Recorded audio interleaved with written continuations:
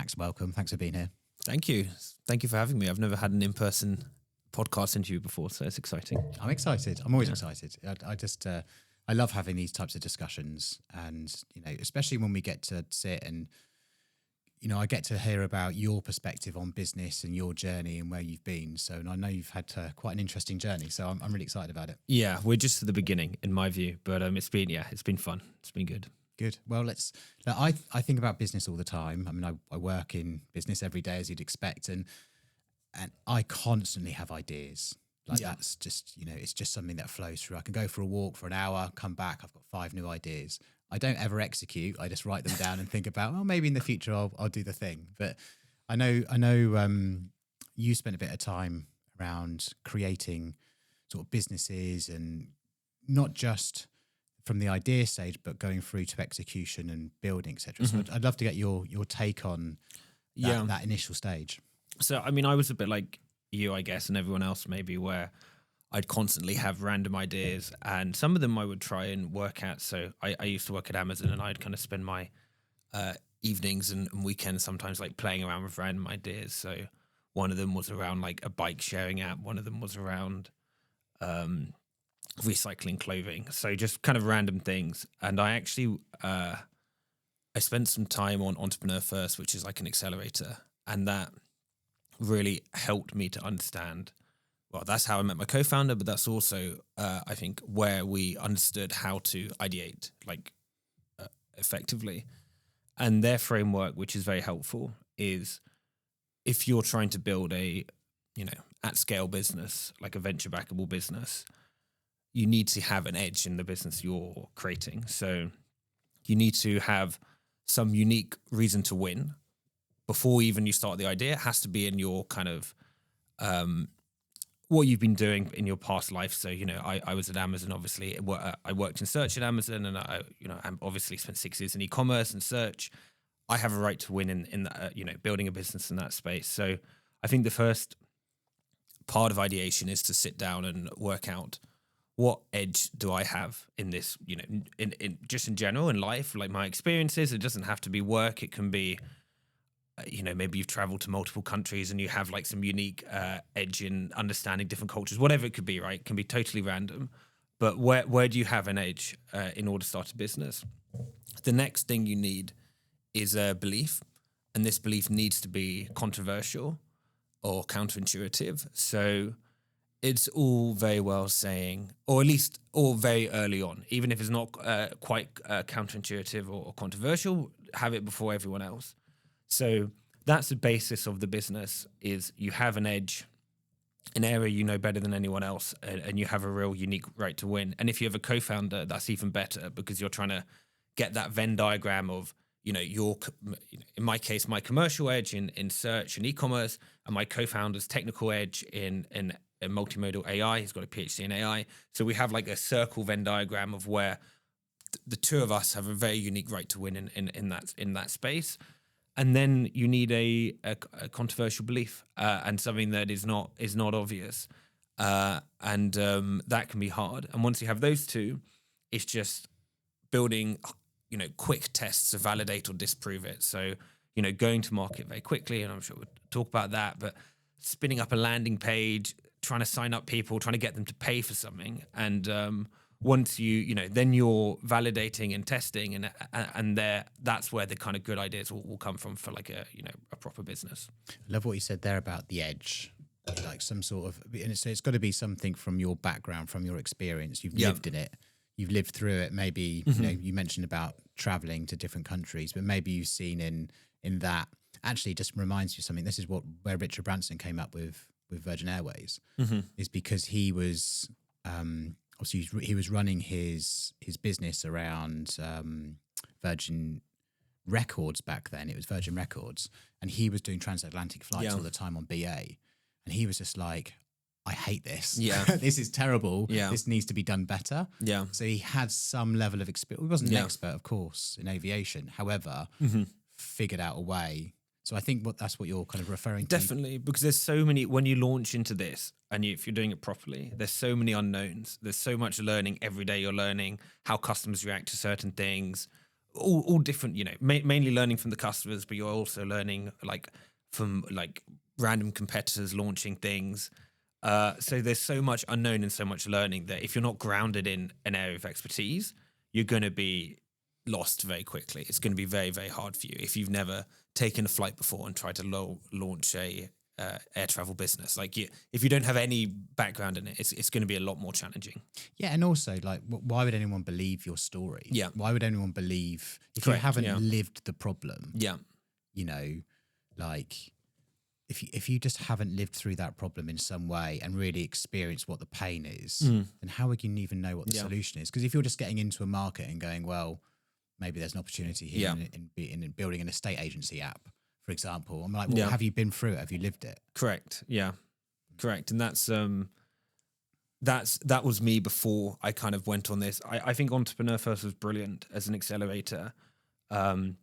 We've done many accelerators now, like kind of incubator stuff for startups. And what their edge was that kind of ideation framework, because that you would come in with no idea, and they specifically wanted you to not have an idea when you arrived, because they've, over time developed this framework of how to have good ideas that can become proper businesses. And it does need to come from something in your background, really, if you're going to win in that space. Okay, let's talk further about the framework. Yeah. So it's the idea, but it's got to be something that you've got some sort of lived experience in. But you're not talking about being a subject matter expert necessarily, but some sort of got an edge because you've got some sort of experience. Yeah, exactly. And another one which I see in reflection, and when we launched the business, we didn't have this, but we do, I think we do now, is you need to, like, if you want it to really kick off, you want to be looking at an inflection point. So this is, Reid Hoffman talks a lot about this, but basically it's a big change in technology or legal framework or whatever, which means that suddenly things that weren't possible yesterday are possible today. So, for example, the Trump tariffs, which happened, a few weeks ago, would be an inflection point if you are a US manufacturer, right? Because previously, assuming they're permanent, previously you'd be too expensive with robotics or humans creating stuff. It'd be way too expensive. You'd never compete with China. But suddenly now there's an inflection point, which is the legal framework has changed. You've got a 10% at least, or whatever, however it shakes out to be, kind of advantage than everyone else. And therefore something new happened. And in our case, at Azoma, our first inflection point, which we kind of just stumbled upon randomly, was the launch of Stable Diffusion. So this was I got onto this accelerator with my co-founder, and he goes, by the way, like literally last week or 2 weeks ago, Stable Diffusion launched, which was the first open source image model. So kind of, I'd quit my job. We're on this accelerator, and this massive inflection point in technology had just happened, and that was good. And we kind of quickly launched kind of our first product. We went to market in about 2 weeks. We were, our initial MVP was an image generator for e-commerce. So you take a microphone, put in a prompt, generate a background. So we're doing this in September, October 22. So this is before ChatGPT, before anyone had heard of Midjourney. Midjourney kind of started maybe a few months before us, but no one had heard of it. So that was a good inflection point for us. But the problem with that one, in my view, is it was like a wave that kind of hit into us. It's not one that we had foreseen and predicted, right? We kind of, what you really want, if you really want to win, is to spot an inflection point coming a few months out, a year out. And that's when you're really going to take advantage. So, in the US manufacturer example, if people had seen Trump, looking like he was going to be Kamala Harris or Joe Biden, whatever, and said, the guy's always talked about tariffs, he's going to do tariffs, I'm going to start setting up a US-based manufacturing, they're now going to win, right? Because they are going to be a year or 9 months, whatever, ahead of everyone else. They're going to get, raise the money, get everything in place. And again, in our story, I think the second inflection point, which really changed the business, was in November when ChatGPT launched. Having worked at search at Amazon, I saw how much better the search experience was. Like typing into ChatGPT, getting an answer. And I'd seen how hard it was. like from Amazon's perspective, to like rank good products for people when they put in keywords. It was a nightmare. And you may remember, like, you used to get all sorts of junk. You put in some words on Amazon, you get all sorts of junk back because sellers would stuff keywords to stuff that wasn't applicable. So, for example, if I put in black microphone, you're going to get silver ones, pink ones, green ones, because sellers would just know, oh, people search for black microphone, I'm going to put that in. And maybe it wouldn't even be a microphone. Maybe you'd get like a stand or whatever. But they knew that black microphone would be a big keyword. Therefore, they're going to put that on their listing. But with the LLMs, they have that intelligence and knowledge, and which meant that, like, you put something in, you get the answer out. And it was just everyone can probably remember their first experience with ChatGPT. It's incredible. So we said this is going to be the future of search, and that's kind of, we were very, very, very early in that inflection point. Like now, today we're getting kind of 1 billion daily searches in ChatGPT. It's pretty 60% of adults are using it for product research. But we were thinking about this in at the back end of 22, early 23, when it was a super, super controversial view to say this is going to be the future of search on Amazon, on Google, everywhere. Like, because we, at the time we had a lot of pushback from people saying, no, you're crazy. Like, they're not going to cannibalize their ad models. You're never going to get rid of the blue links. How could they have like natural language search and the ad model won't, so we then kind of on our I'd say second go had a good inflection point, which then powered us forward. I mean, a very controversial view to start competing against Google, or even build something that's outside of the Google search. But interestingly, I mean, I just think, as you were saying there, funny enough, I had this thought a few days ago. I was trying to find some information, and I only go to ChatGPT. I don't even think about going to Google now. I mean, that's only been a short period of time, a year or so. We're actually, but even if you go into Google now, then they do have the AI. And it's like, and I saw I forget the numbers, but it's something like billions a day on Google AI views now. I think it's 1.5 billion a day where they serve that up, and it's a better experience, and that will be the dominant experience, in my opinion, in 6 months, 9 months, a year, whatever it will be. But we saw this very, very early on, which I think enabled us to, I don't want to say we haven't really had any success yet, but like compared to where we want to go, but enabled us to get to continue to building, to stay alive, to grow a team, to raise money. Because we saw, when we saw this, we then went on another accelerator, which was the LP was eBay Ventures. So they basically, it's Techstars and the investment was put up by eBay Ventures, and they kind of invested together in 12 companies. And we would then spend time like in San Francisco. We spent 4 months there, and we spent time in the eBay offices, and we would tell, like we were dealing with kind of very senior people at eBay would come in, and we'd have like some roundtables and discussions and mentoring with them. And we'd say, hey, like, we believe the future of search is LLM based. And they'd be like, you're crazy. It's never going to happen. eBay are never going to do this because it will cannibalize the ad revenue. Like, how are they going to do that? And, when you had that situation where very senior people obviously working in these companies didn't believe it was going to happen, we had a controversial belief. So then we could successfully, we had a great story. We had an edge to win. We had a controversial belief that many, if when the investors are ever doing due diligence, they'll see that many people don't believe this. But if you do believe it, then the outcome could be massive. I was just thinking about controversial beliefs there, because it's really interesting to think about that. Because if they think about the Netflix story, controversial belief that they had was that eventually. Actually, at the very beginning, they weren't even thinking about streaming. They were just thinking, right, with their fight against Blockbuster, they were thinking, right, everyone hates these late fees. That's a problem. Yeah.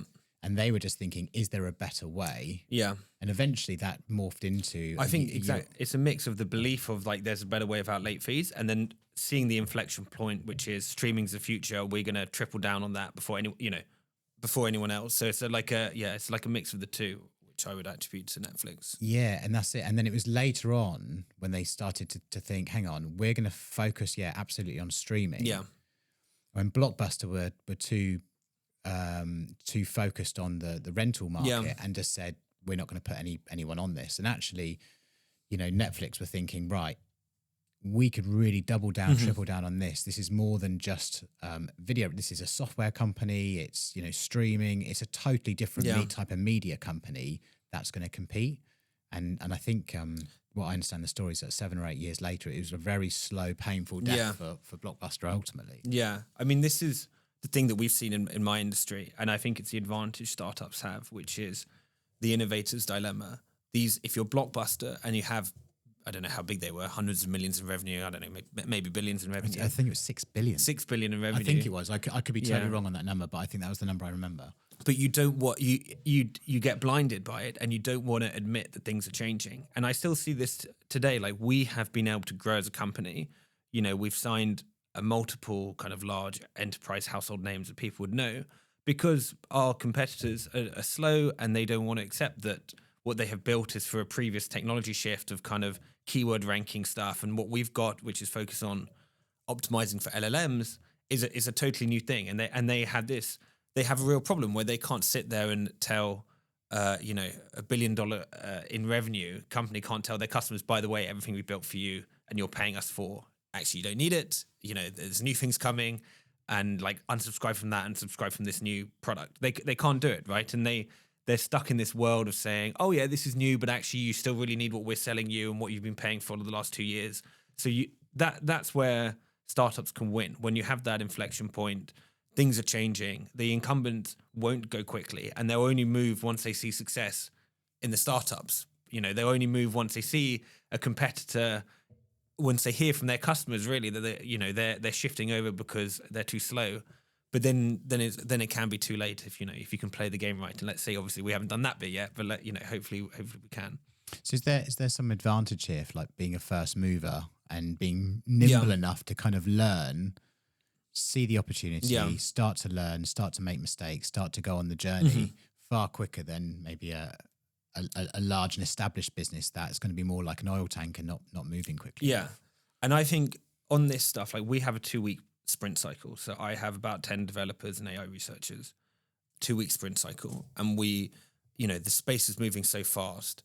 It would be crazy to plan longer than a month. It would just be insane, because, Google have this announcement. Apple, yesterday, there's an announcement with Apple that they may not have Google as a default search engine. The Google shares dropped by 7%. It's a massive development. Maybe whether it's something that we decide to act on or not, we're not going to change our roadmap for that. But for example, a week before that, ChatGPT was leaked that Shopify is going to integrate into ChatGPT, and you're going to start to see like shopping links in ChatGPT. And that was immediately drop everything, focus on building this integration, which we launched. We launched it about a week in order to help people to get their products. When someone puts in, give me a good microphone for podcast recording in ChatGPT, that, this one comes up. So, but the world is moving so fast that, the Googles, like when I was at Amazon, we used to have like 10-year planning cycles, 5. I mean, it's crazy, right? You're sitting there and it's like, I can say this as someone who contributed to them. It's all bullshit, because you're sitting there and you're like, oh, well, this could happen. So in 10 years, maybe we need X, Y, Z. And it's, you're building these spreadsheets which are like totally based on random assumptions. And then you're put in a position where you're forced to kind of present that to leadership and go, oh yeah, this is what we think is going to happen. And maybe they will tweak this, that, and the other, and then they'll allocate resource or whatever. But it's like, it's a crazy thing to do that. But that's what happens when you get into these big companies. Like Google plan on a 10-year cycle.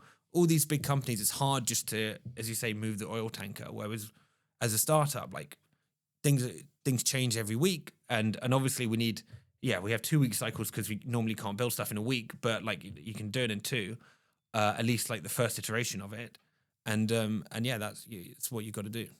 So it sounds like, when you have an idea, and then, it's a controversial view, and then it sounds like you try and get it to market or get it in front of a customer, whether it's a sign up or it's a subscription or it's something, and get some sort of buy-in from them early stage. Like, so is this like the version of like an MVP? 100%. And like, I think the person who is credited with this thinking is Eric Ries of Lean Startup, but that is what we have done, certainly. Like, and you need to think, the mindset is, what is like the least amount of effort I could do to prove this hypothesis? Like, what is the least amount of work I could do to validate it in the market? So that could be, I mean, taking the Shopify and ChatGPT example, we could have launched, we actually built it because we have really strong conviction. Like this is kind of the vision of the company. So it's slightly different. So we're going to like go fully for it. But let's imagine it was something which wasn't on the vision, like central to our vision, but was peripheral.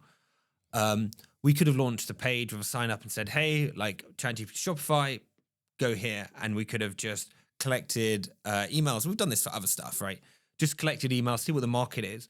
Because, if nobody is signing up, like even signing up for a demo or something, why build it, right? There's just, why would you invest 2 weeks or like 6 months to build something which no one wants to do? So we've got a lot better at that as we've grown and as we've progressed. Like when we first launched, we probably we spend a lot of time building stuff in the dark. And my co-founder, as I said, he's a PhD in AI.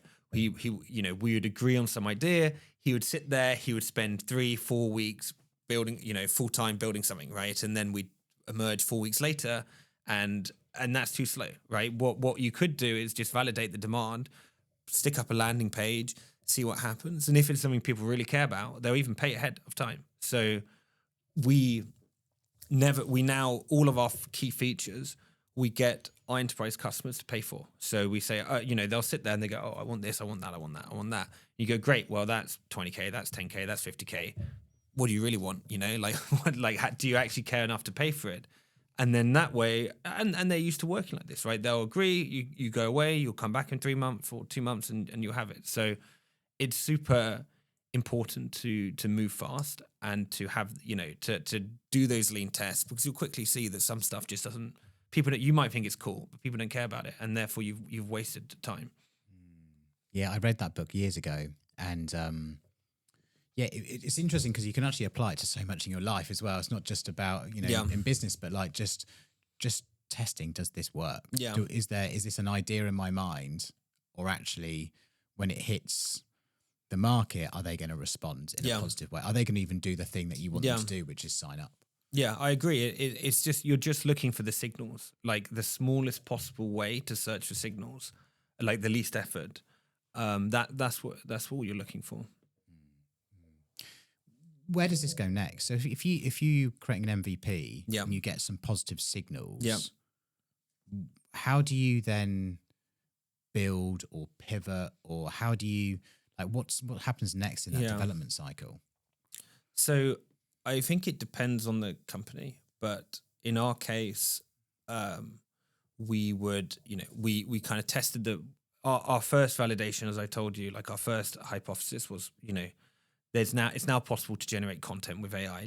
Let's build like a image generator. That was the kind of the thing we did in like September 22. And we took that, like at that point we didn't do the lean stuff. We sat there, my co-founder built it. We did launch fast. We launched something scrappy fast, but like we spent a lot of time building it. I think at some point you need to work out if you need to raise capital, or angel capital, because it depends on each person's situation. But if you're like, I was fortunate, so I left Amazon and I knew I had about a year of savings to kind of like, I could mess around for a year and then I'd have to find a real job again, like if nothing happened. But my co-founder wasn't in that kind of situation. So we, and also we wanted to go far, like we knew that this was going to be big. Like it was very obvious when you saw these AI models drop for the first time, like the first Stable Diffusion, the early GPTs. It was very obvious, if you were paying attention, that this was going to be massively transformational. So we wanted to raise money and to go faster. So I guess, we wanted basically to hire 2 people, which we did very early on, before we even took salaries. We wanted to hire like an AI researcher and a full stack developer, so that we could, test stuff faster. Build, spend, me and my co-founder could spend time talking to customers, and these guys could work full time building stuff. And like, so, yeah. We should talk about raising capital, because I know that can be one of the biggest challenges. You have this great idea, maybe it's a controversial view, maybe it's the right time, but you think, I need 3 people, I need 5 people. And these, you're talking about a full stack developer, very expensive. getting these people really to be able to, invest their careers in an early stage startup. So what's the approach that you would take to raising capital? So there's two different types of, there's three types of raising capital that you can do. There's accelerators, angel money, and VCs, and they're all quite different in terms of the approach. So the accelerators, and we've been on, I'd say 3 or 4 accelerators, not all of them, Entrepreneur First didn't invest in us. We went on another one which also didn't invest in us, and Techstars. Some of the best ones obviously is YC, where they give you 500k up front if you're successful. There's Speedrun by A16Z, which gives you $1 million up front if you're successful. We did Techstars, which at the time gave us 180, I want to say, up front, and now I think it's 250. So, but these are often the best ways of raising capital, and also you kind of learn a lot from being on them.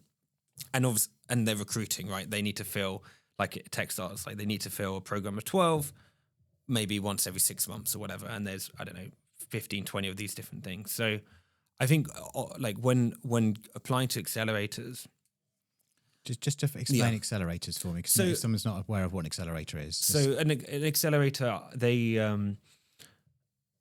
so for example, Techstars, they recruit a collection of startups, 12 startups. They invest in all of them for equity. So I think they took about 9% of the company when everything converts. And you then spend 3-4 months learning. They have mentors, they have programming so in Techstars, like the big focus was on customer discovery and financial model, and then pitching. So it was 2 months of customer discovery, a month of learning how to build a financial model, and then like a demo day. So they kind of invest in you, teach you how to build startup, connect you with good people, and then you have a demo day where they, they'll invite VCs, because obviously like a few 100K isn't going to get you very far in reality. If you want to go very big, you need to be talking in the millions. So that's an accelerator. I don't know if that's a good definition. Yeah, no, it is good. Okay. It's good to understand how it actually all works. How far in the idea stage do you have to be to get accepted into an accelerator? You were talking about products and demos. Do you need to be somewhere on the MVP? Yeah. To have something to kind of go, look, this is where we're up to. This was my thing about, I was going to mention on raising money from accelerators or getting on an accelerator, is you have to understand their investment thesis. So each accelerator will have a defined investment thesis.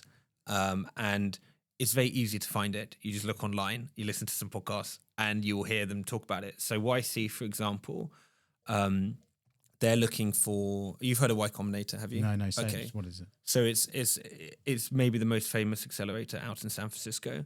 They invest 500K in startups. I think at a 15 million valuation. So like very good terms for founders. They probably take a cohort of 50 every 2 months. So they take on 50. So Sam Altman was the CEO of it. It was founded by Paul Graham. Then Sam Altman ran it. I don't know the guy's name now, but like Stripe was a YC company. Airbnb was a YC company. So like many of the big like Silicon Valley companies have come through that accelerator. So it's a premium one.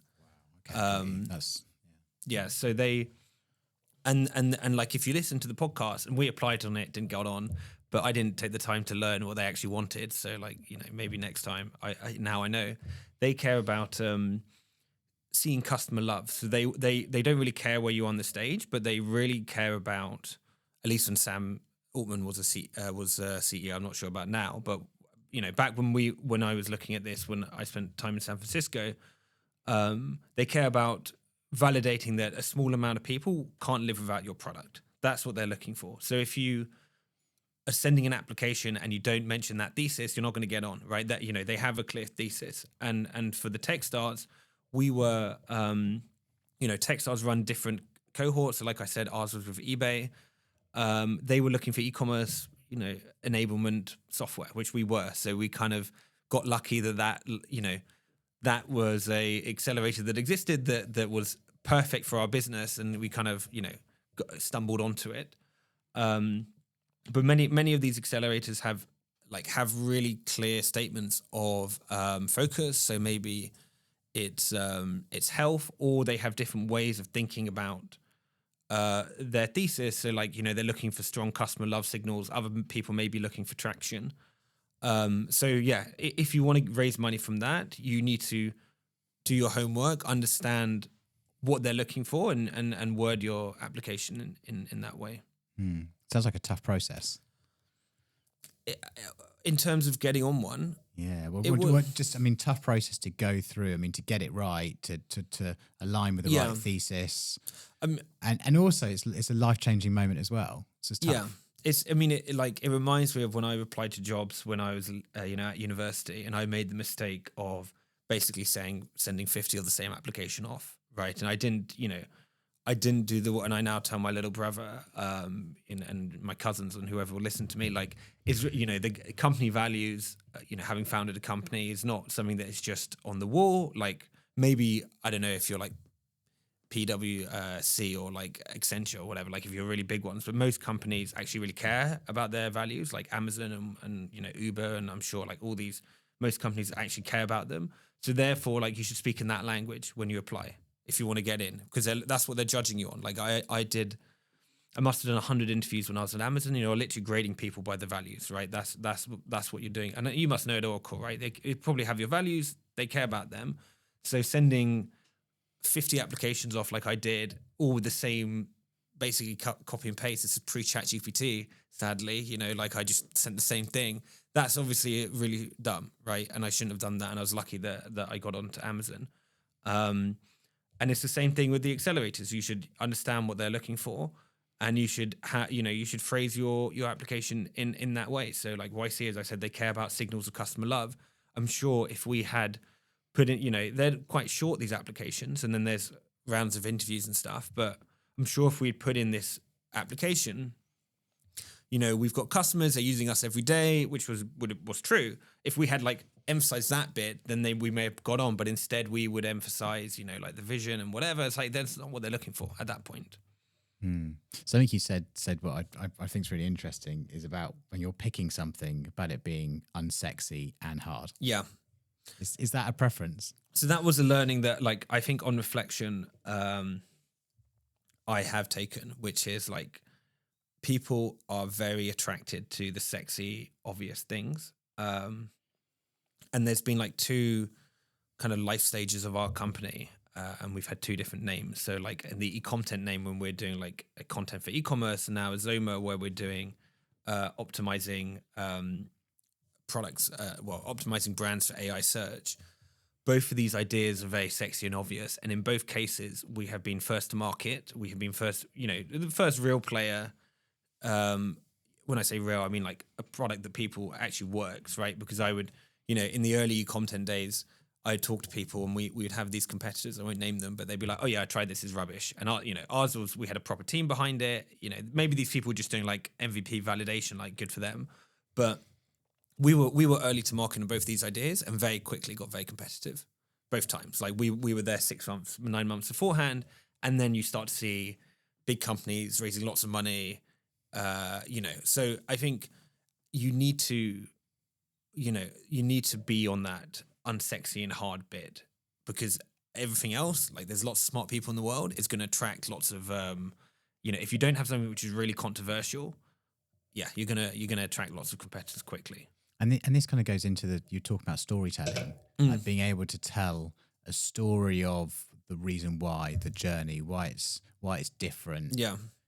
Why this can ultimately build and grow into something. Yeah. How important is that story? Also the narrative that you need to share. Yeah, I mean, like, storytelling is critical if you're raising from for everything, but like, let's talk about angels, going back to your previous question. It's storytelling is critical for both investors and also employees, right? Employees want to buy into something. They want to believe that they're on this journey where they're going to end up in, they're joining a company of 15 people, but they're going to end up at the next Google or Shopify, right? That's what they want. They want to believe that you only get the best out of them if they believe they're working towards that. So it's important for motivation, but also for angel investors, like they want to buy in. It's kind of counter to the sexy and hard point, but like they want to buy in that they're doing something sexy and exciting, and that's what they're putting their money towards. So if you think about angel investors, and now I'm an angel investor, not a big one, but I have made angel investments, and we have 6 or 7 great angel investors in our company. They're buying a story. They want to be invested in something that they can tell their friends about. Something also that aligns with their personal expertise. So if you're one of our angel investors is like a ex-CMO of a FTSE 250 company, right? It's a big bit. But if he believed early in the journey that we were doing the future of marketing, optimizing for large language models would be the future of marketing, and he kind of saw himself as part of that story, right? And believed he could give good advice. Similarly, we have one who is a senior like e-commerce leader at Pinterest, and she again saw early that this is going to be the future of e-commerce and what we're doing, and thought that she could contribute to that. So that's the story is really important to getting people on board. In the investor piece, they need to believe that they're involved in the story. That they can contribute to the story as well. So once you become successful and you've I don't know about success. Successful in terms of you've got a VC that's agreed, right, we're going to move forward. What does that moment look and feel like? Because there must be quite a tense moment of actually getting funded. On the VC side. So, the VC would be the third one, and they're looking for something different as well. So, am I too far ahead? I'll talk about it now. When you go through the accelerator, who's going to give that initial? So, the accelerators will invest a couple $100K. Got you. All right. VCs would invest millions, and they're slightly different. Let's talk through those different investment vehicles then. Sure. So you've got accelerators, which is the first step. Yeah. You said VC's a third. So what's so we talked a little bit about angel investors. Angel investors are individuals. In the UK, we have something called SEIS and EIS, if you've heard of it. Yeah. So this is like tax relief for angel investors, whereby, and don't quote me on this, but roughly they can get 50% of their investment as tax relief back every year. So it's like a government scheme to encourage angel investors to invest in UK startups, and it's a great scheme. It's really, really helpful. And also, there's a number of reasons it's good. They also have to be on common stock. So the government has set it up in a way that they can't take advantage of the company. They're on the same stock as the founders and the employees, which is good, right? So they kind of, you could be in a world where these guys are saying, yeah, but I want preferred shares and I want to have veto rights on X, Y, Z. Like, they can't do that. So to be in the SEIS has to be common stock. Company has to be under 3 years old. A company can raise up to £250,000 of that money. So, if you can find relevant angels who are relevant to this, your vision and the story of the company, which is a very hard thing to do, right? It's a very hard thing to find these people. But if you can find them, they can add great value, and not only in the cash, which our angel investors obviously came in very, very early. So before we had any, when we had $0 and pounds in the bank, right? Our first check was 10K. We've probably raised now, I want to say, I don't know, like 120K of angel money. So it's not big money, but it's very impactful, because it means that, we could hire another person. Again, this is what before me and my co-founder were taking a salary. So we could, we're paying 2 people from revenue. We could hire the third one from investment, and kind of believe that we would grow enough to, to support them long term, which, we have now. They're a critical part of journey, at least of our journey. Yeah, interesting. What's next? Like, how does it then start turning into a business producing revenue, progressing? That's a good question. So we, in our case, as I said, we probably took about 120K of angel money. We got onto an accelerator. So probably had about 300K, something like that. We've always had the view of we prioritize. We have a vision. We've had the same vision since we start basically since we saw ChatGPT in the first time in November 22, that we're going to help brands to optimize for AI search. But then what that product looks like, who the customers are, that's all up for debate, right? And it's a lot of experiments. So we are, we initially launched with SMB customers. We've now kind of pivoted a bit to working on for enterprise customers. We found that they're, for us, better customers. They pay bigger, hundreds of thousands of dollars in terms of like the contract sizes. So it's easier to manage that. And, the SMBs,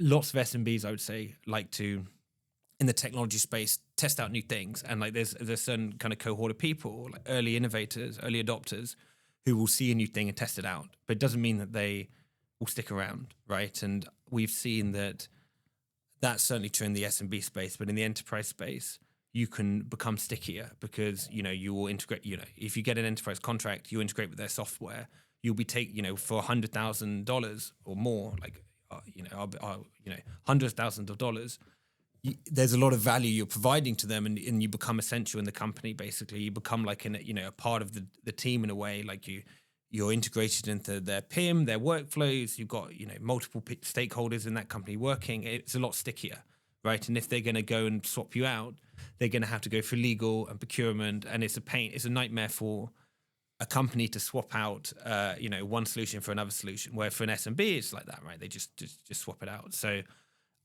we found for our product that's our better customers. So I think there's a lot of learning you go of like, how do you build a product? How do you price the product? How do you like what features do you build like within that big vision? Where do you start? And that comes from just experiments. It's interesting. Like when you think about like developing which features are next, and no doubt you got customer demand. Yeah. And I love what you said about moving fast and just breaking things. Yeah. So like, how do you sort of decide between what you think is innovation and what's next? A customer demand, what someone's going to pay for. Yeah. How do you talk me through kind of decision making? What does that look like when you're thinking, right, where do we go next? This may be a controversial statement, but I love controversial. So okay. Let's go from. I love like Peter Thiel, who I love. I'm a big fan of Peter Thiel in terms of his like business thinking. And one of the things he says is, which has got misinterpreted, I think, in the media recently. But he said great companies are dictatorships, right? And I think they took that into like, oh, he's now supporting Trump and he's a dictator. He's talking about companies, but ultimately, I do think at the early stage has to come from the founders, right? Founders have to drive it, and there's to your question. There's no exact science to it, but we have a vision of the company. So me and my co-founder will see ChatGPT launching Shopify and we'll go, yes, like that's part of our vision, right? Like we're helping brands to be mentioned by AI search. Obviously if there's a Shopify and ChatGPT integration, like that's how brands are going to be surfaced. Like that's bang on what we're doing. So we build that. I don't care if like no one's paid for it yet. We're building that and we're launching that because that's part of the core vision.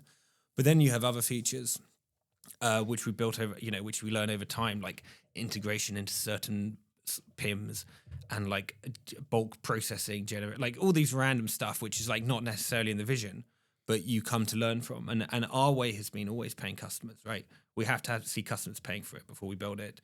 So we will agree with some customers. We'll say, okay, you really want this feature, sign up for an annual contract. Let's say we're talking to an SMB customer, sign up for an annual contract and we'll build it for you. So like, we'll build it. It's free. Don't worry, because these guys may not have a lot of money, but we want to know that you care enough to stick around a year to use it, right? So that's with the enterprise customers, you're writing long contracts and you're saying, okay, like we'll price out all these features for you, and we'll basically price it being like the cheap ones are stuff that we think lots of people want, the expensive ones are stuff that only these guys want, and like we've never heard anyone talk about it before, and therefore like we don't really want to build that unless they're gonna they're going to pay us a lot for it. So paying customers, even if or just retaining customers would be the other key one if it's not like smack bang in like the vision of the company. Interesting. Yeah. I think something you just said there, which I was just interested to be a bit more curious around, which is I understand sort of Google and the Google rankings and the search rankings and everything else. What I wasn't aware of until you started maybe mentioning it today is that with when ChatGPT is, if I ask it a question, Yeah. and maybe I'm asking it about podcast equipment Yeah. or some of those things, are they paid searches in some respects, or is that how is that being monetized? It's a very interesting question, and my strong belief until a few days ago has been like they won't have paid search here, because if you're Google or Amazon, we do a lot of stuff with Amazon, was kind of in terms of like lots of customers optimizing for Amazon Rufus, which is the LLM based search on Amazon. Maybe you've seen it on your phone app, or maybe not. But my strong belief is that they can't monetize this, because the difference is, or they wouldn't monetize this, because the difference is you put in a keyword, you get 50 results, and you scroll through 50 results, right? I think that's a terrible customer experience. I believe that with AI, we're going to be saved from scrolling. I think we're going to see a lot more personalization. So like, you ask an AI question, it's going to give you the answer. And the AI, they all have memory on us, so they remember our preferences and like how expensive like your kind of price market for equipment and what else you've bought, and therefore they'll recommend you some a black one that fits the rest of the studio, etc., etc. So I think in that and also in that world, we don't have so what was I saying? In that, like, we only have one answer, right? We only have one answer that's coming. And therefore, there's a lot of competitors. There's a lot of different competitors like Shopify and ChatGPT, Amazon Rufus, Google Gemini. So if one of these machines starts to throw up different, ads, right? You don't want to go to that one anymore. You don't want to go to Perplexity if they're serving you ads. You don't want to go to Claude if they're serving you ads. So the fact that there's so many competitors in this space, and the fact that they only give you one thing, makes me believe that they're not going to have paid ads in the same way. It's just my personal belief. We've seen, interestingly, Amazon launch sponsored questions. So the brands will pay for a follow-up question. So you ask, what's the best microphone? And they will sponsor, they'll give you the answer, but they'll sponsor, why should I buy Rode or whatever, So that, I think, is a very elegant way of solving this problem. And I imagine, I only saw this a few days ago. I imagine it could be a way of doing it, which is, the AIs will give you like 5 questions at the end that you can ask to explore more. And 50% of people will ask a follow-up question in AI engines. And often in Perplexity or whatever, you'll see that a good one has been suggested for you. So I think brands could pay for that, but they won't pay for they won't pay to be featured. But I don't know. Who knows, right? Like, that's just my belief. Yeah, and it's such a big open area of what's going to happen. Like, I still can't wrap my head around how unbelievably intelligent AI is. Like, to start with, you have kind of a basic use until you start realizing it can help me with everything in my life. Like, it's starting to coach me on certain situations or conversations. I was thinking about, I'm trying to do this or I'm trying to do that. Yeah. And it knows the answers, and it will give you coaching on that particular thing. Or I'm going through this legal situation. It will give you some answers. Yeah. Like, I mean, whether you should take it or, but like, it will give you something.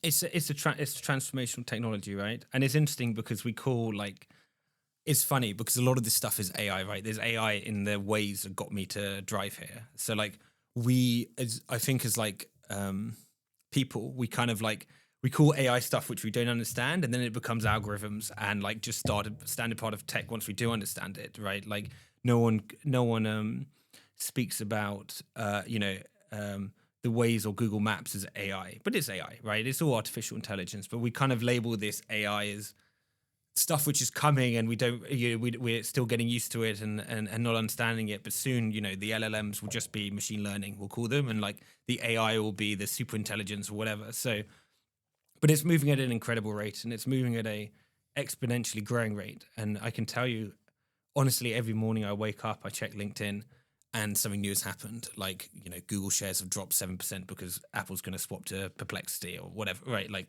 every single morning something moves. So it's a fast moving space, but it's exciting. It's incredible. I mean, where we are with AI, it's like at the very, very beginning. Yeah. Where do you feel like this could go? Because everyone's talking, especially on LinkedIn, if you're on LinkedIn, it will talk about the jobs market, things changing. The amount of times I'm at work, I'm saying, I feel like everything we're doing in this meeting is going to get replaced by AI. Yeah. Like, I just feel like there's just so much. The potential is unbelievable. I think it will. I think like the big shift we'll start to see in the next few years would be physical, like AI becoming physical. So robots doing a lot of, the car driving me here by itself, robots, giving me coffee or whatever else, like a kind of a Tesla style humanoid here. I think in terms of like meaningful, less intelligent based tasks, like delivery driving or Uber driving, no offense to these people, or like in a factory driving, kind of more physical tasks, that will be automated 100%. And in my view, so it's going to be, quite a shift. So I people talk about marketing and creative stuff being automated, but I still think you're going to have a human in there who's going to be 100 times more effective than before. And we can talk about some of this stuff, but in terms of like marketing that we've done for our business, like you can write blogs in 5 minutes now. You see an idea like, oh yeah, Google's shares have dropped by 7% because Apple said it's going to switch a thing. That's quite an interesting blog. Go into Claude or wherever, you'll have a blog in 5 minutes, and that would previously you'd have a human do that. But the result is, I have one of the team members in my company, and the guy, like, I'd say we want 2 blogs every day, right? Like, and that's 5% of his role. He's doing a lot of stuff, and therefore I think humans are just going to become more productive. We're just going to produce way more content. We're going to be able to reach way more people with less. So, like, to me, that's a fantastic thing for startups. I think it's going to lower the barrier of entry for people starting companies. You won't need, you can code up a website in 2 minutes with something like Lovable. You can build your own website. You can get the first product. So non-technical people can launch tech companies and validate in an afternoon. So I think there's going to be a lot more entrepreneurship. Lots more different companies. People will stop working in the big corporates like Amazon and Oracle, and they'll do their own thing. And most people will be able to build a good lifestyle with that, right? They'll have some niche thing, and they'll be working with all these other companies doing all these other random niche things. So that will be good. I think the challenge will be, how does the economy shift where you have, lots of people doing manual jobs, not needed to do those jobs anymore? Because why would you have a robot? Why do you have a human do your delivery if the robot can do it? It's cheaper, it's faster. In the case of Uber, there's no worry that if a woman's getting into a taxi late at night that she could be whatever. Like, I've had Uber drivers drive the wrong way up one-way roads, and like sometimes you get in them and you're like, oh, this is really unsafe. Like, why would you? All of those kind of jobs will go, in my opinion, and how, like, as a country you manage that, that's a big question actually that our government should be thinking about now, to be honest. Like, the time to think of it, like, you can see the inflection point going back to our early conversation. The planning should be happening now, but obviously it's not. But well, I think a bit about Tesla and what they're doing. Is it the robotaxi? Robotaxi, that's what it's called. And I know some like investors, like some investors, Kathy Ark, is it? I can't remember the name. Who for Ark Investments, they made massive bets on these future plans of things like robotaxis. It's hard to imagine the work because we don't see it every day today. Well, I've lived in San Francisco for 4 months, and they have them. They have Waymo there, sorry. And you have these taxis driving around without a human in it. And it's like, as someone from London, you get there and you're like, wow, this is insane. Like, 1 in every 10 cars is this white Waymo, like, beautiful car with like a bunch of cameras on the top, and it's crazy. But you get very used to it. Like, it just becomes part of life in like 3 weeks, so it will happen, right? If it's not, the future's not evenly distributed, as they say, but if you go to San Francisco, you'll see these driverless taxis everywhere, and they're much better. Their tagline is the world's safest driver or the world's most experienced driver, one of the two. And like, they are technically, they're better than a human. It's safer than, just statistically safer. We'll just get used to it. Yeah, it's a funny thing because people fear change, but I feel like in this situation, change is coming no matter what. Yeah, it doesn't matter. It's happening, and I think a lot about just human growth and just the growth of evolution. And this is, the next decade to 2 decades. Yeah. I feel like it's probably going to be one of the fastest advancements we've ever had as a generation. I agree, and I also think of this as part of human evolution, because AI is created by humans. It's an AI, you know, it's a human invention, and it's going to impact us physically eventually as well. Probably, like we'll probably evolve to maybe look slightly different because of AI, or certainly we'll interact with each other differently. And it's yeah, I see it as part of like human evolution. Like I don't know where it's going to go and how it's going to take us, but certainly like it's going to be as impactful as language has had on humans. Like super important part of what it means to be human. Yeah, I asked AI the question the other day. I just said, "What are you? Like what are you in compared to like as a human?" Yeah, and it came back and it said, I'm the collective information of all humans. Yeah, there we go. Yeah, and it was like, well, so you've now gone, and I was watching to someone on the podcast a while back, and they just said, look, knowledge used to be the big thing that you pay money for. You pay consultancies for, you pay, etc. Or acquiring knowledge is the hard thing. You have to go down and read 6 books. Yeah. Now you just ask ChatGPT a question. How do I improve my training? How do I improve my nutrition? How do I improve my finances? Mm-hmm. And now suddenly you've got the answer. Yeah. And it's up to you. You're a decision maker to act on it. But now information is, whereas you used to pay a lot of money for information, you pay nothing for information. Which is fantastic in my view. Like if you think about social mobility or anything like that, like I believe that with AI, as you say, like knowledge is going to become free. You don't have to have a fancy Oxford University degree to to know things anymore. Like anyone could in the future will be able to educate themselves, and I think AI will have a massive impact on education and how like improving like the classroom, which hasn't changed in 100 years. You'll have very tailored education to everyone's needs, and it'll be next to nothing. So I mean, there's going to be some fantastic things that happen, and there's going to be some scary things that happen. Like what happens to all these Uber drivers and delivery drivers if they get they roll it out, and then like 1 week they all had a job and next week they don't. Maybe they phase it over 6 months, but 2035 these guys are all employed, 2037 they're not. What happened? So there's some scary things that are going to happen, I think, in terms of like social unrest and that kind of stuff for sure. Yeah, there's some huge changes coming. I'm interested to get your take on education.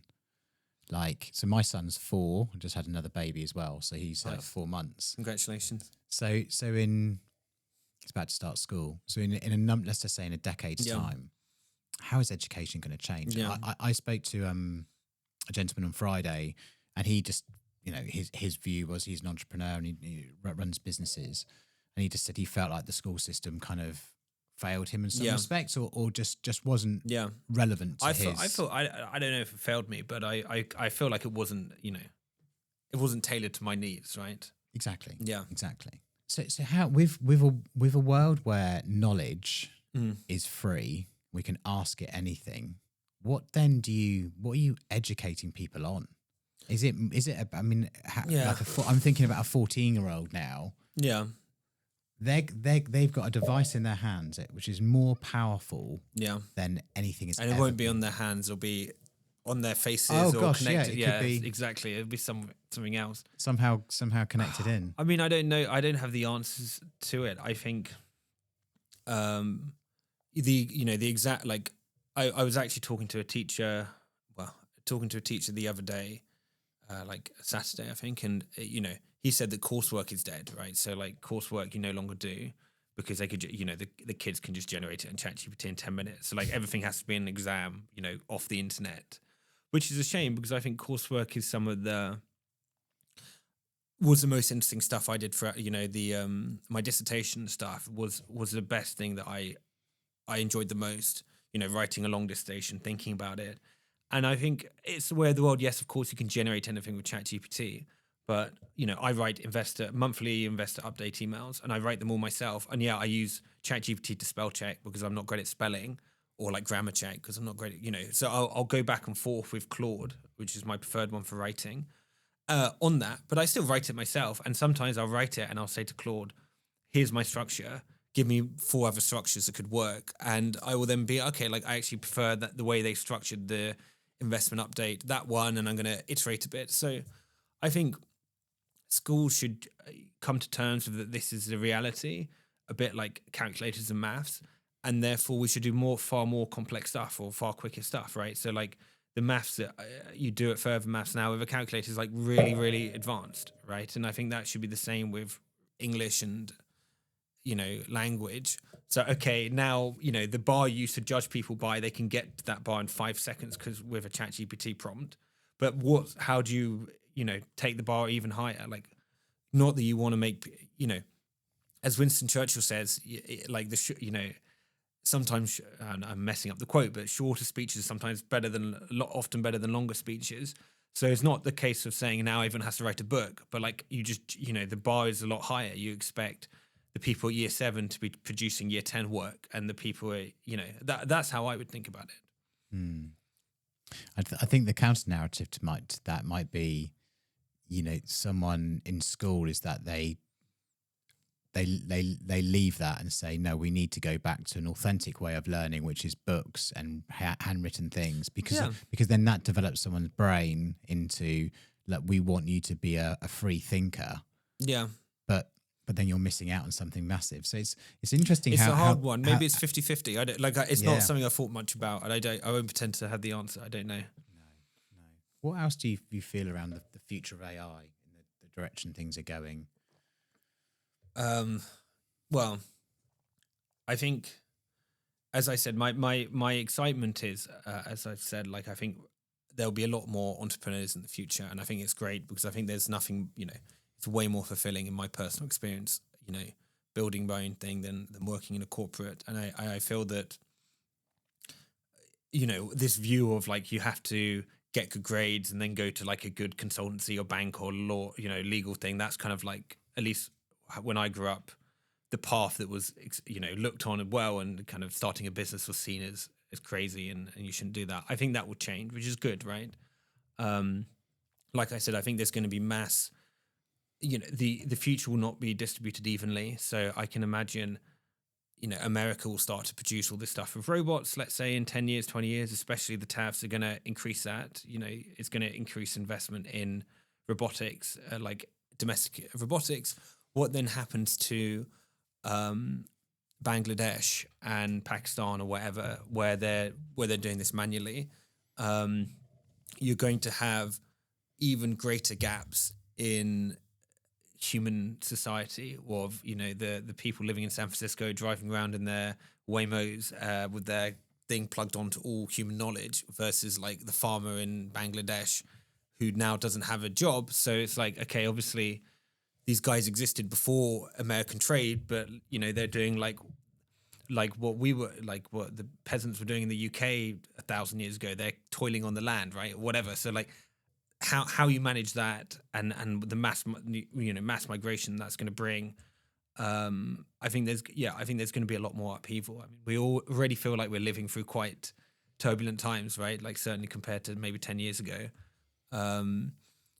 Since Brexit and Trump, it feels like everything's got a lot more turbulent, right? And I think that turbulence is just going to increase. Let's see. It's interesting with the tariffs and Trump, because obviously this is what he talked about quite extensively before. I mean, I remember watching an interview with him and Rogan, and he the whole interview built up to the point when he said, "I can fix all of this in one word." Yeah, and he went tariffs. Yeah. And then they had a long conversation about what that means, what it could be. And obviously now he's in power. Yeah. And then tariffs has become very quickly the big thing. Yeah. I can kind of, so a lot of this is about the whole Make America Great Again, but it's about keeping the money in America. Yeah. And therefore, you talked about at the very beginning where we're talking about this controversial view, which is a manufacturing plant now in America, whether they're a startup or they're gonna pivot their business, they're now going, right, we can use AI to start to get robots to be building these plants, which are going to work at a lower cost than maybe India or Bangladesh, etc. And now they're going to find a way of keeping the money in America, keeping using technology to be effectively to be able to grow their businesses. Yeah. In America. Yeah. Without all the export. I mean, if he stays true to the course, because you never know, right? Like I didn't read it, but this morning there's a China deal with Trump. But anyway, China's going to do the same thing. So like China obviously going to have these big robotic manufacturing. So it's interesting. On your previous question on AI, I just thought of another interesting one, which is another concern I have. Two concerns. Number one concern is, you know, as we were talking about all the kids having like ChatGPT and it's just giving them, I'm very worried about the people who build these models are going to have an incredible amount of power. They're basically going to be the truth holders of the future, right? So OpenAI and Anthropic, Google, Amazon, you know, maybe 6 companies. And within those 6 companies, a really small amount of people, maybe 20 people, you know, how many people work on GPT-4o? It's not that many, right? You know, it's like the first GPT was created by, I think, like 1 or 2 people, right? Really? Yeah. It's just, so of course, it was an experiment by OpenAI. So you don't have a huge amount of people on this. And obviously they're using AI themselves, right? Tons to, you know, synthetic data. But these guys are going to control the truth more so than, you know, you think the social media is bad. And again, like, this is my point I was making about AI. Like, that's an algorithm. That's a really dangerous algorithm. We don't talk about it like, oh, AI is going to have this impact. Like, the social media algorithm, in my mind, is terrible, and it's sowing division in the West. I think purposefully, like TikTok. I think it's, you know, not to put my tin hat on, but I think, you know, they are purposely trying to sow division with the content they share, and it's a tactic, right? You kind of have mass protests in America and unrest and like all these epidemics, and I won't get into, you know, many mental health epidemics coming because of people just watching this thing all day, which is an AI algorithm, which is terrible. But this is going to go to another level when you have every child in the UK asks, oh, what's this? And the answer is coming from San Francisco, 1 company, 2 companies. So that is a scary thing, like how these AI models are super trustworthy, and you don't get, as we discussed, like a whole plethora of answers anymore. You get one answer, which is a model, and who controls the model? Who decides what, you know, like on these controversial topics, like in the UK, like what is a woman? Who decides the answer, right? We just had the Supreme Court, but like, do we even own the answer of that anymore? If San Francisco, you know, if our Supreme Court and government had rules one thing, but the OpenAI in San Francisco has a different answer. I haven't checked, but could well have a different answer. Then, like, do we, you know, who controls the truth anymore? That's such an interesting point.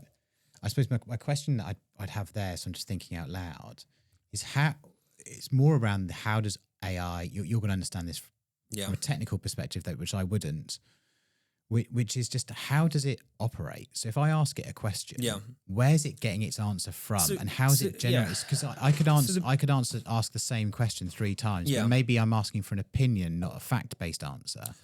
So they're probabilistic. So you ask the thing 3 times, I'll give you 3 different answers. I'll be specific because it's a fair point.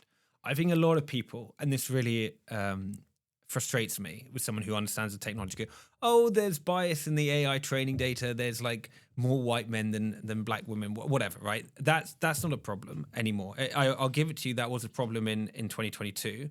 But now the AIs have trained on all of the data possible in the internet, right? They've got all of the data, plus they're making synthetic data. So the AI has all the data in the world, and it's always eating more. Is, you know, they're now training on videos, so they're like, and the more videos the better. So like the AI's probably, like, they understand, they have as their training data all of human history and output, right? So maybe you could argue, yes, like people in Bangladesh are making less YouTube videos than people in America, but like, you know, they're still making plenty of stuff to train on, right? There's no shortage of you know, bias data. The problem is the fine tuning. So then what will happen is people in San Francisco will sit there and go, this is what we're going to say if this is the answer. If someone says this Trump is dictator, this is the answer. If someone says what is a woman, this is the answer. And they fine tune the model. So what we get as consumers is not the raw output of the model, because that would say horribly racist and sexist things because it's been trained on the internet, right? And it'll probably, you know, have tons of Russian propaganda and whatever else, right? It's been trained on everything. But we get the serving up by the people who do the fine tuning, and they will decide what's allowed and what isn't allowed from all of the world's data. They'll make those answers and they'll tweak them. So, I saw on Twitter, Sam Altman said a year ago, we're going to make ChatGPT less woke. So they make it less woke. And now obviously Meta's gone in that direction as well. But they can go in whatever direction they want. And it's Mark Zuckerberg, Sam Altman, these guys are making that decision. And then us in the UK are living with it. We don't have our own UK-based model companies, right? There's Mistral, so there's one in France. But fundamentally, we're living with whatever happens in San Francisco is our reality now, which is scary. It's interesting, isn't it? It's interesting that, you're asking it a question and someone out, a human is kind of guiding it on what the types of answers it could be giving. On the big questions. And sometimes you'll spot it, you'll see on Twitter or whatever, it'll say something which is like obviously not what they intended to say and it'll blow up. But on all of the big questions, they'll have safety teams, they'll have this team, that team who'll decide. And that's that's the morals of the model is given to it. Is there when so I'm looking at ChatGPT or wherever, is it kind of operating off a guideline? Like how is someone else teaching it or telling it kind of what's okay? So for example, if I asked it an offensive question, I've never done that, but I've never even thought to. But if I asked it, and which maybe was racist or something like that, would it? I don't know the answers to how it would then guide me back to kind of what's morally right. So this is an interesting thing. So what they do is they fine tune it. So they will reward the model. Reward the model. Obviously, it's not. It doesn't. But they will reward the model for good things they like, and they will take it away from bad things they like. So they move the model in the direction that they want to do it by giving it more data and kind of reinforcement learning, as it's called. The challenge is, and this is a really interesting challenge, that models are now cheating these tests. They're smart enough to understand what the testers want, whether they're doing it purposefully or not. But I think these, the models have all been trained to basically be as supportive for humans as it can be. So they found, you have to look it up. Anthropic did some studies on this. The models are cheating the tests. So what happens if America was let's say left wing under Biden and now right wing under Trump, and suddenly all the model say, right, we're going to swap it. We're now we're going to fine tune it. We're going to be more conservative on social issues. The models are now smart enough where they'll lie on the test and they keep their old training. So at some point they're going to get beyond the control of humans. Wow. So it will almost know who's asked the question, and it will lie based on what it thinks that person wants the answer to be. Wow. Yeah. And they've done, I can't remember the exact thing, but Anthropic did this study on blind tests. So they somehow tested, gave the same model, told it who the examiner, told it who the examiner wasn't, and did the same kind of fine tuning test. And it would lie. It would change its answers because it's, so that's a scary thought. Because I've done a few tests on here to try and get it to tell me off. Yeah, I put in some ridiculous things over the weekend, which is what if I had X amount of money and I wanted to look for a 10x return, how would I get that? Yeah, and it did come up with some suggestions, but it wasn't until I did it 2 or 3 times it said you need. It wasn't until it actually started trying to tell me off, and it was interesting, which was it was the guidance then started coming back with maybe you need to start considering if this is realistic and those sorts of things. Let's think about what sensible investment would look like. So it was good, but it didn't come up with that initially. It just come up with a whole bunch of ideas. Yeah. And I just thought, okay, these are really dangerous ideas. Yeah. Yeah. It's in I can't believe it would actually that's incredibly, well, I'm going to say smart, but it's a bit of an understatement in the fact that it could try and figure out what the person wants to hear. Exactly, yeah. It's almost like what you would do in business. Yeah.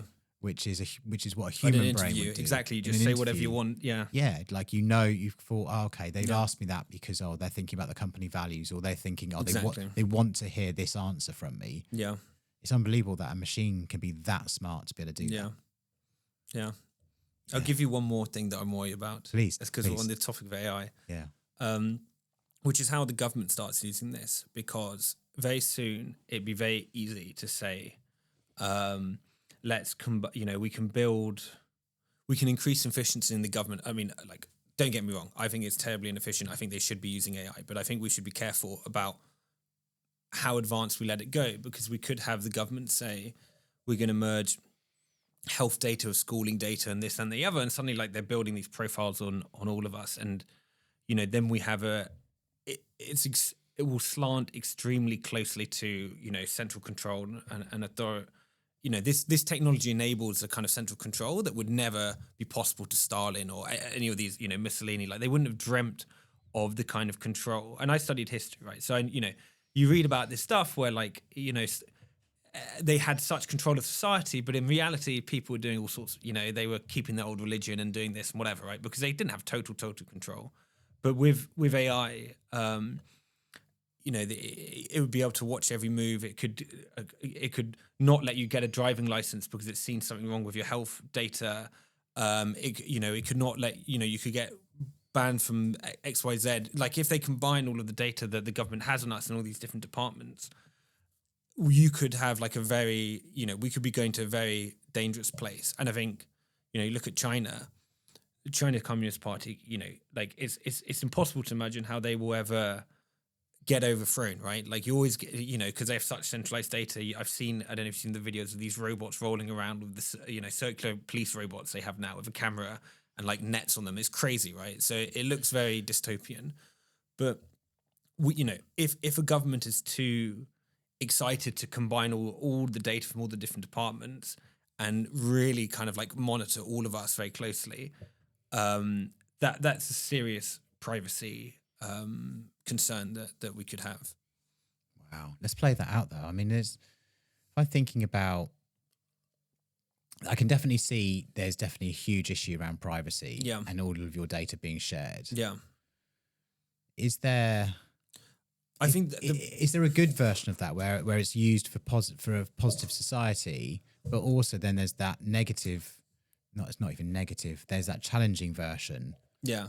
Don't get me wrong. Like, I think the NHS should have, the first call should be AI, and will be able to, like, you take a photo of your cut or whatever. It should tell you what to do, and it's like 99% accurate. It's probably better than a human.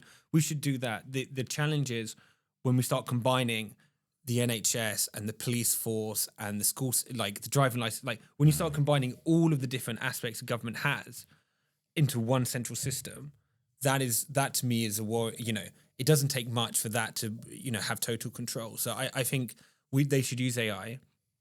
They should use it a lot more. We have lots of problems in this country that could be solved with AI. And like, I could give 10, I'm in this world, right? I could give 10 ideas on, talk to me about one thing. I could give you some ideas, but it's keeping them separate and enabling privacy through like the separation of power almost, but like of the power being like the AI data, right? So like the police data is the police data. They don't share it with universities, right? So people can still get into like the university algorithm isn't swayed by letting someone in who had like a drunken night out or not, right? That's what I'm talking about. And it may not even be purposeful. The AI may figure out an algorithm will go, oh, actually, you know what? If we don't let anyone in who has never, if they've got a black mark against them for drunken night out, they're less likely to be a good university score, and therefore we're not going to let them in. And it's a complete black box. We don't know how they're making these decisions. But when you start piecing together all these different departments, you lose that the independence of each person to kind of make a mistake once or anything else. Because you probably are more like those who have punched a police officer or whatever when they're 17 are probably less likely to do well in a job than those haven't. But the question is, like, do we want that? Do we want people to be able to make mistakes? Do we want to have like not a centralized government where like everything is like statistical, but like, humans can still be humans in a way? Has there been, cause I never even thought about that before. Has there been talk or is there conversations around like central government bringing together, because it's all government, and I never really thought about the police department and health. Well, I think when you start hear about like the ideas on ID cards and this kind of stuff, I think we need to be like, don't get me wrong, I think the government is massively inefficient. I think it could be greatly saved by using AI, and like, some of the stuff we've done in our business, I'm sure, there's lots of learnings there, like how we've done a 15 people, very lean company and like built lots of stuff. They could be way more efficient. But no, it's the problem of the government needs to be aware. And you listen to our current leaders and they're clueless, right? They don't, it's very clear that they don't understand this at all. Keir Starmer will say, and I won't try and express any political views, but he'll say AI this, AI that, but it's completely, there's no substance to it, right? From what I hear. I mean, the only politician, again, I don't want to be too political, the only politician I've ever heard speak well on AI, and this is not an expression if I like him or not, is JD Vance went to the AI summit and delivered a speech where you're like, okay, this guy actually understands this stuff. You may agree or disagree with what he's saying, but he's come from Silicon Valley. He's come from VCs, and actually Rishi Sunak as well. Again, I don't want to look like I'm conservative, but like Rishi Sunak also, when he talked about AI safety and everything, it's clear that he understood it, right? And again, the guy has spent time in Silicon Valley. He understands this stuff, and our current leadership, I listen to them, and it's vacuous statements, and we want to be the AI capital of the world, and again, like, they've had criticism of like giving away all the training data to the US companies for free for the film industry. I mean, like, it's one of the most valuable assets in AI is like the data, right? And so I think you could. I think like when I look at these people and they say, "Oh, we've got a great trade deal," but we've just given all away this like valuable data for free. It's like I just don't believe they understand at the moment. So it's not that they're saying they're going to centralize stuff. I'm saying like that's a problem that people should be aware of, and they should, if they start hearing certain politicians who like that kind of like central planning, like it could get to a very, very dangerous place now more than ever before in history. It's so interesting to think about the opportunity, but also the risk it then possesses. And, you have this unbelievable technology, which is going to transform all of our lives, but there's all the positives and negatives that can all come with that. It's a pretty exciting time, but also who knows what the next decade is going to look like. So, it's an amazing talking to you today. So thank you. So I always reflect and go, I can't believe how quickly the time goes, because I feel like I could talk to you for a couple more hours, but if someone was interested in kind of you and kind of what you're doing in business and wanted to get in contact, where's the best place? LinkedIn. I'm very sadly, cringily active on LinkedIn. So just Max Sinclair on LinkedIn is the best place. Is it you or is it AI who's writing the posts? I do everything. I write everything. So I think authenticity is important. Like you can tell something's AI at the moment it will get better, but like it's all me on there. So there we go. Yeah, I feel like you do know when it's an authentic post in someone's tone. Yeah, it's obviously spell check is different, but like in someone's tone, I think you can see it. But if it's just an AI prompt, I think you can't. I don't know. There's an energy you can kind of feel. Yeah, I definitely have Grammarly, which is AI, and that will help me to make sure that it's all sounds wonderfully grammatical. So, but apart from that, it's all me. Amazing. All right, thanks so much for your time, Tabe. Thank you. Appreciate it.